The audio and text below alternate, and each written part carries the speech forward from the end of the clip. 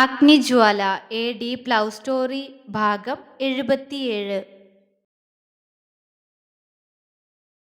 എനിക്ക് പ്രായം കൂടിപ്പോയി എന്ന് തോന്നുന്നുണ്ടോ മോൾക്ക്? നമ്മൾ തമ്മിൽ ഒരുപാട് വയസ്സിന്റെ വ്യത്യാസമുണ്ട്. അതൊക്കെ ഓർക്കുമ്പോൾ സങ്കടമുണ്ടോ? ചെറിയ പയ്യന്മാരെ കിട്ടിയനെ നിനക്ക് വിവാഹം കഴിക്കാന്ന് തോന്നുന്നുണ്ടോ? അത് ചോദിക്കുമ്പോൾ എത്രയൊക്കെ വേണ്ടാന്ന് വെച്ചിട്ടും അഗ്നിയുടെ സ്വരമെന്നിടറി. ജ്വാല അമ്പരപ്പോടെ അവനെ നോക്കി. പറ, അങ്ങനെ തോന്നുന്നുണ്ടോ? അല്ലെങ്കിൽ എപ്പോഴെങ്കിലും അങ്ങനെ തോന്നുന്നു നിനക്ക്? 15 വയസ്സിന്റെ വ്യത്യാസം, അതൊക്കെ എന്തെങ്കിലും ഒരു കുറവായിട്ട് നിനക്ക് തോന്നൂ കുഞ്ഞാ? എന്നോടുള്ള ഇഷ്ടം കുറയോ? അഗ്നിയുടെ കണ്ണുകൾ കലങ്ങിപ്പോയി. ആ ചോദ്യത്തിൽ അവളുടെ കണ്ണുകളും നിറഞ്ഞു. നീ കുഞ്ഞാ, എന്നേക്കാൾ ഒരുപാട് ചെറിയ കുഞ്ഞാ.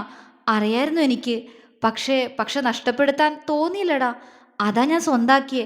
ചരണിനെ പോലെ അത്രയും ചെറിയ പയ്യന്മാരെ കിട്ടുമായിരുന്നു നിനക്ക്. പക്ഷെ ഞാൻ, അവിടെ നിന്റെ ദേവേട്ടൻ സ്വാർത്ഥനായിപ്പോയി. അവന്റെ കണ്ണുകളിൽ വേദന. ജ്വാല അവനെ കണ്ണു നിറച്ചു നോക്കി. പതിയെ അവൾ കണ്ണുകൾ ഇറുക്കി അടച്ചുകൊണ്ട് അവളുടെ കണ്ണുനീരിനെ ഒഴുക്കിക്കളഞ്ഞ് അഗ്നിയുടെ മുഖം കയ്യിൽ കോരിയെടുത്തു. അവൻ അവളുടെ മുഖത്തേക്ക് തന്നെ നോക്കിയിരുന്നു. ദേവേട്ടന്റെ സ്ഥാനത്ത് വേറെ ആരായിരുന്നെങ്കിലും എന്നെ ഇതുപോലെ സ്നേഹിക്കുമായിരുന്നോ? അത്രത്തോളം എന്നെ സ്നേഹിക്കണില്ലേ?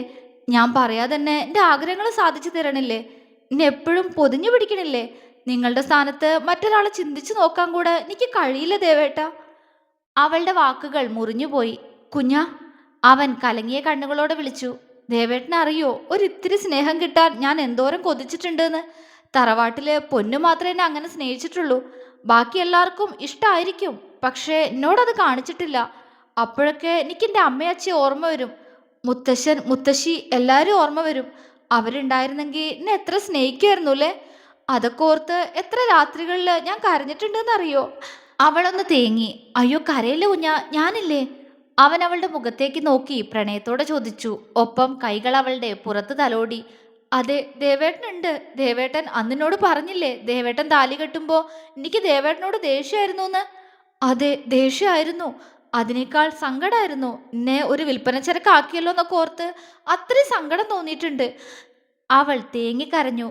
കുഞ്ഞാ കരയില്ലേ, വയ്യാതാവും. നീ കരയുന്ന കാണാൻ എനിക്കിഷ്ടല്ല. അവൻ ആകുലതയോടെ പറഞ്ഞു. ഞാൻ പറഞ്ഞോട്ടെ ദേവേട്ടാ, പ്ലീസ്. അവൾ മൂക്ക് വലിച്ചു. ഉം. അവൻ മൂളി. അന്നിനെ കാണാൻ വന്നില്ലേ? അന്ന് രാത്രിയിൽ ഞാൻ സ്വപ്നം കണ്ടിട്ടുണ്ട് ഒരാളിൻ്റെ കഴുത്തിൽ താലി ചാർത്തണത്, പിന്നെ നെറ്റിയിൽ ഉമ്മ വെക്കണത്. പക്ഷെ അന്ന് തറവാട്ടിൽ ദേവേട്ടൻ വന്നില്ലേ?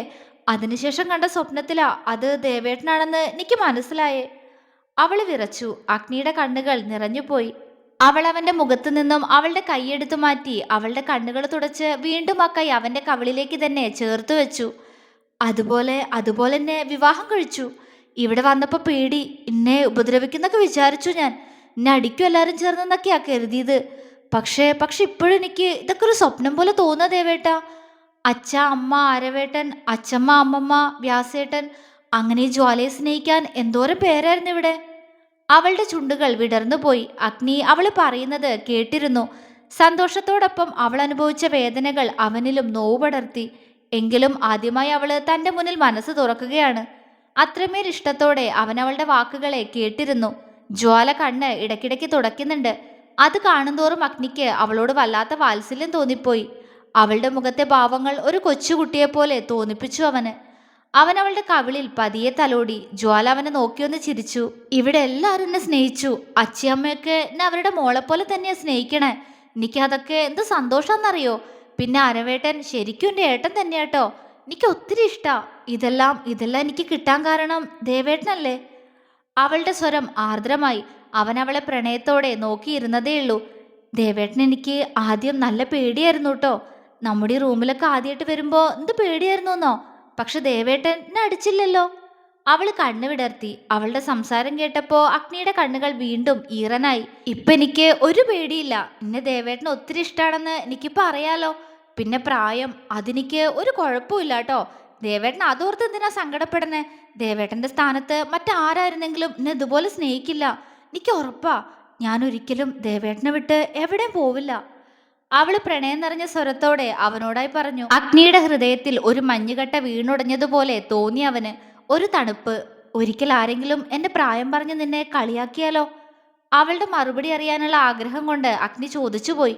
കൊല്ലും ഞാൻ. ആരെന്താച്ച പറഞ്ഞോട്ടെ. പക്ഷെ ജ്വാലയ്ക്കൊന്നും എന്റെ ദേവേട്ട മാത്രം മതി. എനിക്കറിയാം, മുകളിൽ എവിടെയോ ഇരുന്ന് ഞാനിപ്പോ സന്തോഷമായിട്ട് ജീവിക്കണ കണ്ടിട്ട് എന്നെക്കാൾ കൂടുതൽ സന്തോഷിക്കുന്നുണ്ടാവും എൻ്റെ അച്ഛയും അമ്മയും മുത്തശ്ശനും മുത്തശ്ശിയൊക്കെ. അവർക്കൊക്കെ ദേവേട്ടനെ ഒത്തിരി ഇഷ്ടാ. നിക്കും. അവളുടെ സ്വരം വിറച്ചുപോയി. അഗ്നി ഞെട്ടലോടെ അവളെ നോക്കി. എന്താ പറഞ്ഞു കുഞ്ഞാ? നിനക്കെന്നെ ഇഷ്ടാണെന്നല്ലേ പറഞ്ഞേ? ഒരിക്കൽ ഒരിക്കൽ കൂടി പറയോടാ. അഗ്നിയുടെ ചുണ്ടൊന്ന് വിതുമ്പി. ഈ ഹൃദയം അത്രത്തോളം കേൾക്കാൻ കൊതിച്ച വാക്കുകൾ. അവന്റെ നെഞ്ചിടിപ്പുയർന്നു. ജ്വാല അവനെ വെപ്രാളത്തോടെ നോക്കി. പറയ് കുഞ്ഞാ, എന്റെ പൊന്നല്ലേ, ഒന്നൂടെ പറ. ദേവേട്ടന് ഇഷ്ടാണോ? ഇഷ്ടാണല്ലോ, പക്ഷേ പ്രണയൊന്നുമില്ല കേട്ടോ. അവളിൽ പെട്ടെന്ന് കുറുമ്പ് നിറഞ്ഞു. അഗ്നിക്ക് ചിരി വന്നു പോയി. എടി പൂച്ചക്കുട്ടി, നീ പിന്നെ പിന്നെ കള്ളിപ്പൂച്ച ആവുന്നുണ്ട് കേട്ടോ. അവൻ അവളുടെ ഇടുപ്പിൽ പിച്ചി. ഔ, പിച്ചല്ലേ ദേവേട്ടാ, ഞാൻ കള്ളിപ്പൂച്ചയൊന്നും അല്ല കേട്ടോ. അവളുടെ മുഖം വീർത്തു. ഉവ്വ, അഗ്നി അവളോട് കുറുമ്പോടെ പറഞ്ഞു. ജ്വാല അവനെ കൂർപ്പിച്ചു നോക്കി. ഇനി കരച്ചിലും പിഴിച്ചിലും ഒന്നും വേണ്ട. നീ എന്റെയാ, എന്റെ മാത്രം. ഈ ജന്മം മാത്രമല്ല, ഇനി എത്ര ജന്മം ഉണ്ടെങ്കിലും എന്റെ മാത്രമായിരിക്കും നീ. അഗ്നി പ്രണയത്തോടെ പറഞ്ഞു. അവളുടെ കണ്ണുകളിൽ അവനോടുള്ള പ്രണയം അലയടിച്ചപ്പോഴും ചുണ്ടിലൊരു കള്ളച്ചിരി ഉണ്ടായിരുന്നു. ഏയ്, അടുത്ത ജന്മത്തില് എനിക്ക് വേറെ നല്ല ചെറിയ ചെക്കന മതി. അവൾ അവനെ ദേഷ്യം പിടിപ്പിക്കാൻ വേണ്ടി പറഞ്ഞു. അഗ്നി അവളെ കൂർപ്പിച്ചു നോക്കി. മടിയിലിരിക്കുന്നവളെ അങ്ങനെ ചുറ്റിക്കൊണ്ട് ബെഡിലേക്ക് കിടന്ന് ഒന്നുരുണ്ടു. ഇപ്പോ അവൻ താഴെയും അവൾ അവന്റെ മുകളിലുമാണ്. അവന്റെ കൈകൾ അവളുടെ ഇടുപ്പിലൂടെ ചുറ്റിപ്പിടിച്ചിട്ടുണ്ട്. ദേവേട്ടാ വിട്. ജ്വാല ചിണുങ്ങി. നിനക്ക് അടുത്ത ജന്മത്തില് വേറെ ആളെ വേണം അല്ലേടി യക്ഷി? കിട്ടൂടി നിനക്ക്. അതും പറഞ്ഞ് അവൻ അവളുടെ മുഖം പിടിച്ചു താഴ്ത്തി അവളുടെ കവിളിൽ നോവാതൊരു കടി കൊടുത്തു. ജ്വാല വിറയലോടെ അവന്റെ ഷർട്ടിൽ അള്ളിപ്പിടിച്ച് അവന്റെ മുഖത്തേക്ക് നോക്കി. അവന്റെ മുഖം വീർത്തിട്ടുണ്ട്. അത് കണ്ട് അവൾ അവന്റെ താടിയിലും മീശയിലുമായി പതിയെ പിടിച്ചു വലിച്ചു. ഔ, എന്റെ കുഞ്ഞാ, നീ ഇങ്ങനെ പിടിച്ചു വലിച്ചു വലിച്ച് എന്റെ രോമമൊക്കെ പൊഴിഞ്ഞു പോയിട്ടോ. അവന്റെ കവിള് വീർത്തു. കണക്കായി പോയി. അവൾ പുച്ഛിച്ചു. വെറും കുറുമ്പിയായി ഇപ്പോ. എന്തൊരു പാവായിരുന്നോടി നീ. അവൻ കണ്ണുരുട്ടി. നെങ്ങനാക്കിയത് ദേവേട്ടൻ തന്നെയല്ലേ, അനുഭവിച്ചോ. അവൾക്ക് ചിരിയാണ്. അഗ്നി അത് കേട്ട് ചിരിയോടെ അവളെ ചുറ്റിപ്പിടിച്ച് അങ്ങനെ തന്നെ കിടന്നു. ജ്വാലയുടെ നോട്ടം അവന്റെ പൂച്ച കണ്ണുകളിലേക്ക് പോയി. അതിലേക്ക് നോക്കുന്തോറും തന്നെ തന്നെ നഷ്ടപ്പെടുന്നത് പോലെ അവൾക്ക് തോന്നി. അവള് പതിയെ വിരലുയർത്തി അവന്റെ കണ്ണുകളിൽ ഒന്ന് തൊട്ടു. അവൻ ചിരിയോടെ കണ്ണടച്ചുപോയി. ദേവേട്ടന്റെ കണ്ണ് കാണാൻ നല്ല ഭംഗിയാ, അവൾ ആർദ്രമായി അവനോട് പറഞ്ഞു. അഗ്നി കണ്ണു തുറന്ന് അവളെ നോക്കി. ആഹാ, ആണോ? നല്ല ഭംഗിയാ കാണാൻ. അവള് വീണ്ടും പറഞ്ഞു. എന്റെ കണ്ണാണോ നിനക്ക് ഏറ്റവും ഇഷ്ടം? അഗ്നി പ്രണയത്തോടെ ചോദിച്ചു. ജ്വാല പിടയുന്ന മിഴികളോടെ അവനെ നോക്കി. പറ. അല്ല, അവള് പറഞ്ഞു. പിന്നെ? അഗ്നിയുടെ നെറ്റി ചുളിഞ്ഞു. അവള് മിണ്ടിയില്ല. പറ കുഞ്ഞാ, പ്ലീസ്. എന്നോട് ഇങ്ങനെയൊക്കെ നീ പറയുന്നത് തന്നെ ആദ്യമായിട്ടാ. അതുകൊണ്ട് അറിയാനൊരു കൊതി. പറ, എന്താ എന്നില് നിനക്ക് ഏറ്റവും കൂടുതൽ ഇഷ്ടം? അവൻ ആകാംക്ഷയോടെ ചോദിച്ചു. ദേവേട്ടന്റെ സ്വഭാവം. സ്വഭാവം അതവിടെ നിൽക്കട്ടെ, അല്ലാതെ എന്റെ ശരീരത്തിൽ നിനക്ക് എന്താ ഇഷ്ടം പറ. അവൻ ആവേശത്തോടെ ചോദിച്ചു. പറയണോ? ജ്വാല കുസൃതിയോടെ ചോദിച്ചു. വേണം. അവൻ നെഞ്ചിടിപ്പോടെ പറഞ്ഞു. എന്താണ് അവൾക്ക് തന്നിൽ ഏറ്റവും കൂടുതൽ ഇഷ്ടം അറിയണമല്ലോ. ജ്വാല അവന്റെ കണ്ണിൽ നിന്നും പതിയെ വിരല് താഴേക്ക് കൊണ്ടുവന്ന് അവന്റെ മൂക്കിൽ തൊട്ടു. മൂക്കാണോ ഇഷ്ടം? അഗ്നി കണ്ണു ചുരുക്കി. അവൾ അല്ലാന്ന് തലയാട്ടി അവിടെ നിന്നും അവന്റെ കവിളിലൂടെ തഴുകി. കവിളാണോ അതോ താടിയാണോ? അഗ്നിക്ക് മനസ്സിലായില്ല. ഇതൊക്കെ ഇഷ്ടം തന്നെയാ, പക്ഷെ എനിക്ക് ഏറ്റവും കൂടുതൽ ഇഷ്ടമുള്ള വേറൊരു സാധനമുണ്ട്. പറയുന്നതിനോടൊപ്പം അവൾ അവന്റെ മീശയിലൂടെ തഴുകി. മീശയിലൂടെയും അറിയാതെ അവന്റെ ചുണ്ടിലും അവളുടെ വിരല് തട്ടി. പിടച്ചിലോടെ അവൾ അവന്റെ മുഖത്തേക്ക് നോക്കി. മീശയാണോ അതോ ചുണ്ടോ? ഇത്തവണ ആർദ്രമായി അവന്റെ സ്വരം. അല്ല, വേറെ ഒന്നുകൂടെ ഉണ്ട്. അവളുടെ കണ്ണുകളിൽ പ്രണയം നിറഞ്ഞു. വേറെ എന്താ ഇനി? അഗ്നിക്ക് മനസ്സിലായില്ല. അവള് പെട്ടെന്ന് അവന്റെ മൂക്കിന്റെ സൈഡിലായി കാണുന്ന അവന്റെ ആ കുഞ്ഞു മറുകിൽ ഒന്ന് തൊട്ടു. അഗ്നിയുടെ പുരികം ചുളിഞ്ഞു. ഇതാ എനിക്ക് ഏറ്റവും ഏറ്റവും ഇഷ്ടം. ഇവിടെ ഇവിടെ ഒരു കുഞ്ഞു മറുകുണ്ട് ദേവേട്ട, വളരെ കുഞ്ഞീത്. അവളുടെ സ്വരം വിറയാർന്നു. അഗ്നി അവളെ കൗതുകത്തോടെ നോക്കി. എത്ര ഇഷ്ടണ്ട്? അവന് ചോദിക്കാതിരിക്കാനായില്ല. ഒരുപാട് ഇഷ്ടം എനിക്ക്. ഞാനിവിടെ ഒരു ഉമ്മ വെച്ചോട്ടെ ദേവേട്ട? പിടച്ചിലോടെ അവള് ചോദിച്ചു. ആ ചോദ്യത്തിൽ നെഞ്ചിടിപ്പ് എന്തിനോ ഉയർന്നുപോയി അവന്റെ. ഇങ്ങനെ തുറന്നു ചോദിക്കുന്നവളോട് കൺട്രോൾ ചെയ്യാൻ പറ്റാത്തത്ര ഇഷ്ടം തോന്നുന്നു. എങ്കിലും അവൻ ഹൃദയം വിറച്ചതുപോലെ ഒന്നു മൂളി. ജ്വാല പതിയെ അവന്റെ മുഖത്തേക്ക് താഴ്ന്നു വന്നു. അഗ്നി ജ്വാലയെ തന്നിലേക്ക് ചേർത്ത് പിടിച്ചു. അത്രമേൽ പ്രണയത്തോടെ ആദ്യമായി ജ്വാലയുടെ ചുണ്ടുകൾ അവന്റെ മറുകിലമർന്നു. അഗ്നി കണ്ണടച്ചു പോയി. ഏറെ നാളത്തെ അവളുടെ ആഗ്രഹം. അഗ്നിക്ക് അവന്റെ ദേഹം ഒന്നാകെ തരിച്ചുപോയി. അവൻ പെട്ടെന്ന് അവളുടെ മുഖം അവിടെ നിന്നും പിടിച്ചുയർത്തി.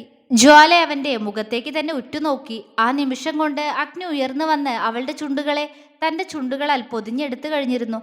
ജ്വാല കുറുകിക്കൊണ്ട് അവനിലേക്ക് ഒട്ടിപ്പോയി, ചുണ്ടുകൾ തമ്മിൽ അത്രമേൽ പ്രണയം കൈമാറുന്നത് പോലെ. അവൻ അവളുടെ ഇരു ചുണ്ടുകളെയും മാറി മാറി ചുംബിക്കുമ്പോൾ അവൾ ഒരു വിറയലോടെ അവന്റെ ചുണ്ടുകളെയും കടിച്ചെടുത്തിരുന്നു.